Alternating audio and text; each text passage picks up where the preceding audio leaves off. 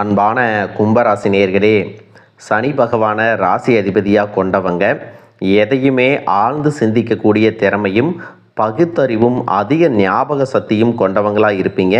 மற்றவங்களுக்கு உதவி செய்கிறதுல எப்பவுமே ஆர்வம் காட்டுவீங்க.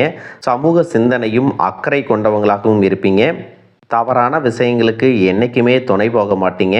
காதலை பொறுத்த வரைக்கும் உறுதியாக இருப்பாங்க. தன்னுடைய குடும்பத்துக்காகவும் குழந்தைகளுக்காகவும் எப்பேற்பட்ட ரிஸ்கையும் எடுக்க தயாராக இருப்பாங்க. முக்கியமான முடிவுகளை எடுக்கிறதுக்கு தடுமாறினாலும் தன்னோட வாழ்க்கையில் எல்லா விஷயத்தையும் போராடி ஜெயிக்கக்கூடிய உறுதியான மனம் படைச்சவங்களாக இருப்பாங்க. ஆரோக்கியத்தை பொறுத்த வரைக்கும் எல்லா விஷயத்தையும் தெரிஞ்சிருந்தாலும் அதிகமாக சிந்திச்சு தூக்கம் இல்லாமல் தவிப்பாங்க. ஆன்மீகத்தில் அதிக ஈடுபாடு கொண்டவங்களாக இருப்பாங்க. இப்படி சிறப்பான குணங்கள் இருக்கக்கூடிய கும்பராசி அவிட்டம் நட்சத்திரம் 3-4 பாதம், சதய நட்சத்திரம், பூரட்டாதி நட்சத்திரம் 1-2-3 பாதம் இருக்கக்கூடியவங்களுக்கு புதிய நபர்களின் அறிமுகம் உண்டாகும். மனதிற்கு மகிழ்ச்சியான செய்திகள் உங்களை சேரப்போகுது. கணவன் மனைவிக்கிடையே புரிதலும் ஒற்றுமையும் அதிகரிக்க போகுது. சுயதொழில் நிமித்தமான செயல்பாடுகளில் இருந்து வந்த தடை தாமதங்கள் எல்லாமே விலக போகுது. சேமிப்பு சார்ந்த விஷயங்களில் சில தெளிவுகள் ஏற்படும். கடன் சார்ந்த சில பிரச்சனைகள் கட்டுப்பாட்டுக்குள் வரும். தனித்திறமைகளை வெளிப்படுத்துவதற்கான வாய்ப்புகள் அமையும். ஆன்மீக பணிகளில் ஆர்வம் உண்டாக போகுது. நெருக்கமானவங்க கிட்ட முன்கோபத்தை குறைச்சிக்கிறது நல்லது. உடல் ஆரோக்கியத்தில் இருந்து வந்த இன்னல்கள் எல்லாமே நீங்கி புத்துணர்ச்சியோட இனி இருக்க போறீங்க. பொன் பொருள் செல்வம் சேர்க்கை தொடர்பான சிந்தனைகள் உங்களுக்கு அதிகமாக இருக்கும். குடும்பத்திற்கு தேவையான அத்தியாவசிய தேவைகளை எல்லாமே பூர்த்தி செய்வீங்க. பொருளாதாரம் உயரப்போகுது.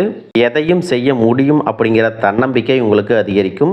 எழுத்து சார்ந்த துறைகளில் முன்னேற்றம் ஏற்படும். கொடுக்கல் வாங்கல்ல கவனம் ரொம்பவே அவசியம் தேனும். அரசு பணியில் இருக்கிறவங்களுக்கு ஆதரவான சூழல் இருக்கும். வியாபாரத்தில் பார்த்தீங்கன்னா முன்னேற்றம் காணப்படும்.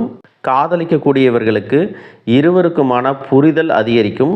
கணவன் மனைவிக்குள்ளே இருந்த கருத்து வேறுபாடுகள் குறையும். வீட்டில் சுபகாரியங்களுக்கான முயற்சிகளை எல்லாமே செய்வீங்க.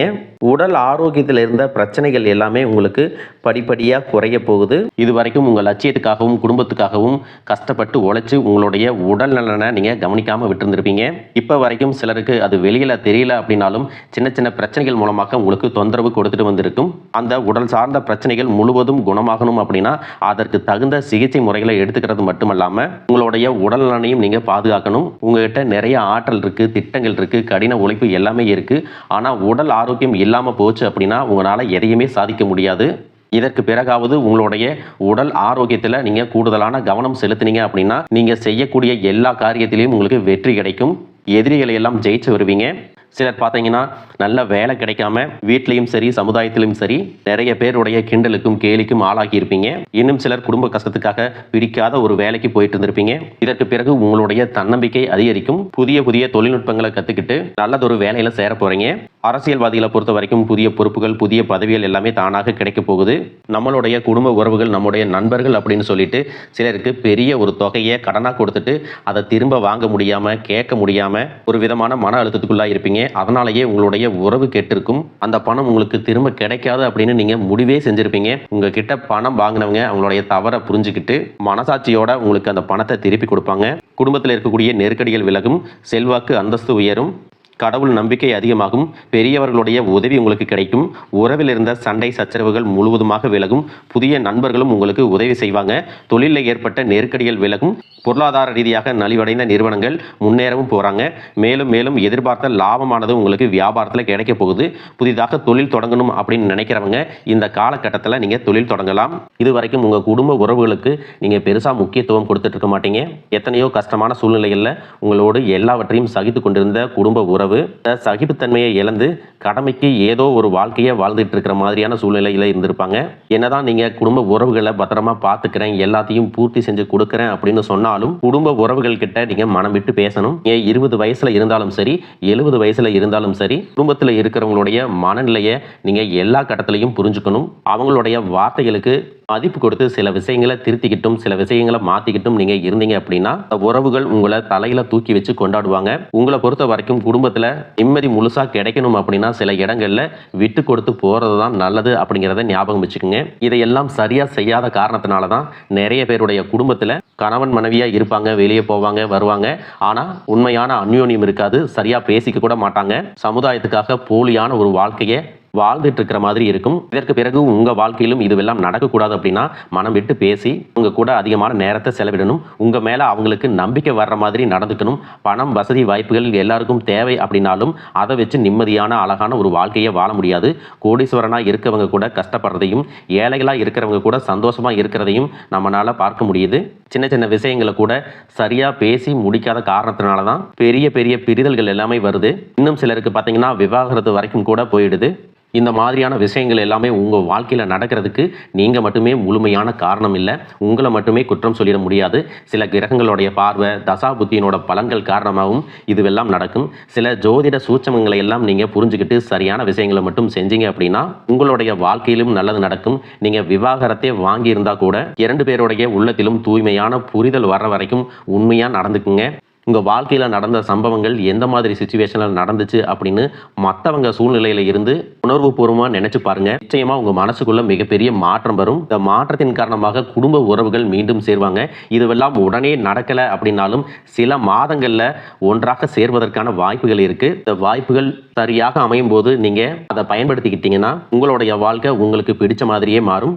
எவ்வளவு கஷ்டப்பட்டதுக்கு அப்புறமும் ஒரு லட்சியத்தோடு நீங்கள் செய்யக்கூடிய ஒவ்வொரு விஷயத்தை கெடுக்கிறதுக்கும், உங்களுடைய முன்னேற்றத்தை தடுக்கிறதுக்கும், உங்களை அவமானப்படுத்துறதுக்கும் இங்கே நிறைய பேர் கூடவே இருந்துட்டு முயற்சி பண்ணிட்டு தான் இருக்காங்க. ஆனாலும் அவங்களுடைய சதிகளையும் சூழ்ச்சிகளையெல்லாம் தாண்டி இப்போ வரைக்கும் ஓரளவுக்கு நீங்கள் நல்லா இருக்கீங்க அப்படின்னா உங்ககிட்ட இருக்கக்கூடிய நல்ல எண்ணங்களும் கடவுள் பக்தியும் இது வரைக்கும் நீங்கள் செஞ்ச தர்ம காரியங்களும் தான் உங்களை காப்பாற்றிட்டு இருக்கு. இதுக்கு முன்னாடி நல்ல நண்பர்களாக இருந்திருப்பாங்க, நல்ல உறவுகளாக இருந்திருப்பாங்க. அவங்களே தன்னோட சுயநலத்துக்காக துரோகங்களை எல்லாம் செஞ்சு உங்களுடைய வாழ்க்கையை கெடுக்கணும் அப்படின்னு நினைக்கும்போது இந்த உலகத்தில் யார் நல்லவங்க, யார் கெட்டவங்க, யாரை நம்புறது அப்படிங்கிறது தெரியாமல் தான் நீங்கள் புலம்பிட்டு இருக்கீங்க. ஒரு வகையில் இந்த மாதிரி விஷயங்கள் உங்களுக்கு கஷ்டத்தை கொடுத்தாலும் இப்போவாவது இவங்க நம்ம மேலே எவ்வளவு பொறாமையோடவும் வன்மத்தோடவும் இருக்கிறாங்க அப்படிங்கிறத ஓரளவுக்கு நீங்கள் புரிஞ்சிருப்பீங்க.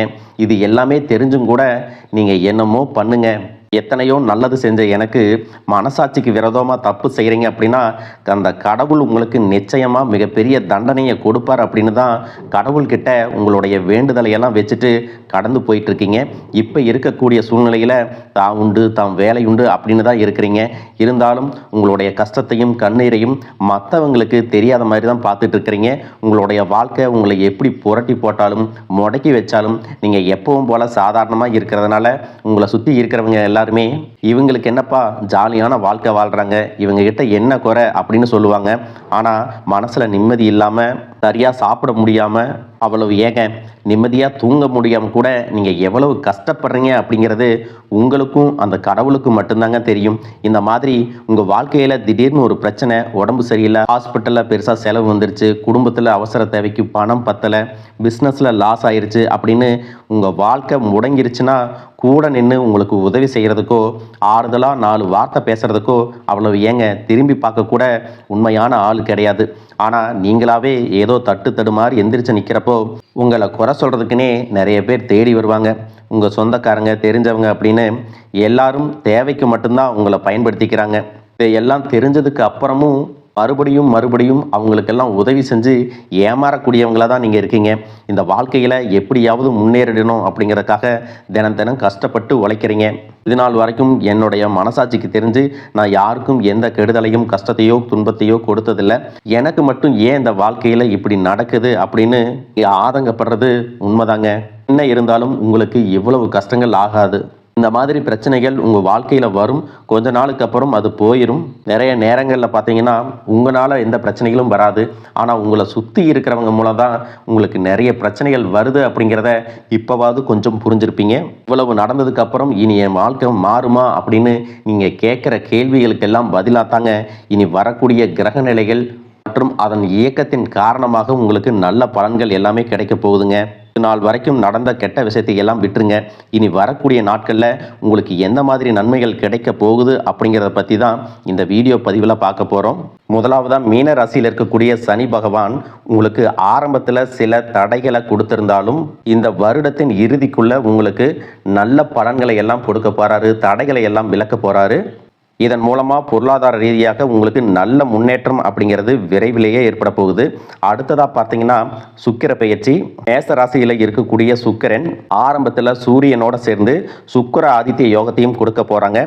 இதன் மூலமாக உங்களுக்கு நல்ல வேலை வாய்ப்பு, அதில் பதவி உயர்வு மற்றும் அதிகாரம் செலுத்தக்கூடியவர்களுடைய நட்பு உங்களுக்கு கிடைக்கும். நீங்கள் செல்வத்தை சேர்க்கணும் அப்படிங்கிறதுக்காகவே நகைகளுடைய விலை குறையும். புதிதாக வீடு, வாகனங்கள் எல்லாமே வாங்குவீங்க.